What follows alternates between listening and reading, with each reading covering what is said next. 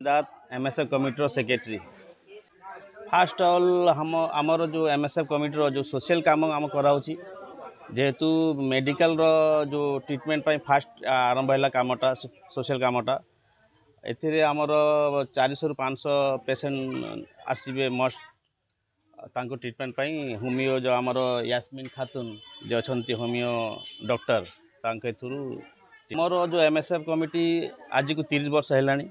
आमर लक्ष्य हो सोशल काम आउ पब्लिक केमती कौटा भल हम से आम कम करूँ जेहेतु आगामी डीजे रो जो बंद पाई आम करूँ से सक्सेस हेलु प्रथम थर आम मेडिकल कैंप ट्रीटमेंट कैंप आपर आहरी प्रोग्राम सब अच्छी मेडिकल काम अच्छी एजुकेशन उपर भी काम आमर हम बाबा जो उर्स आस 24 तारीख बड़ सरकार उर्स अच्छी उर्स पर फिर आमर एजुकेशन उपर काम आरंभ वार्ता ये आम दौचु MSF तरफ जे आम जो कम कर आम सब जो लोकर सहयोग दरकार आमको आम चाहूँ ऑल ओवर इंडिया रे भी ये आम जमी कम हो सब कम कर नायब सरदार सर्वप्रथमे मु धन्यवाद देवी MSF जहा द्वारा आज ऑर्गेनाइजेशन कर समस्त कर्मकर्ता को सर्वप्रथमे मु हार्दिक कृतज्ञता जनाऊँगी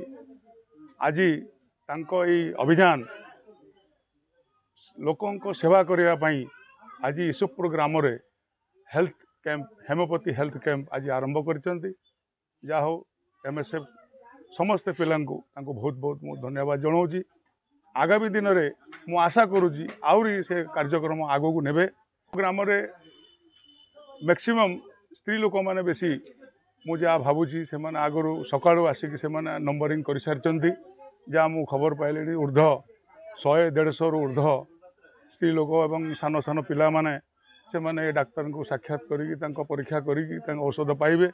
एटा फ्री कैंप कराई जा हो मो भगवान ठारे मु प्रार्थना करुँगी MSF तांको ग्रुप रो समस्त पिला से आगो को ये कार्यक्रम आगो को नि आम बहुत खुशी खबर जे हेल्थ हूँ सबुठु जीवन रो मूल्य जे फ्री हेल्थ कैंप आज MSF को पिला मानक सहयोग करुचु आज ईसुपुर ग्रामर मोर बड़ सरदार को धन्यवाद जनाऊँगी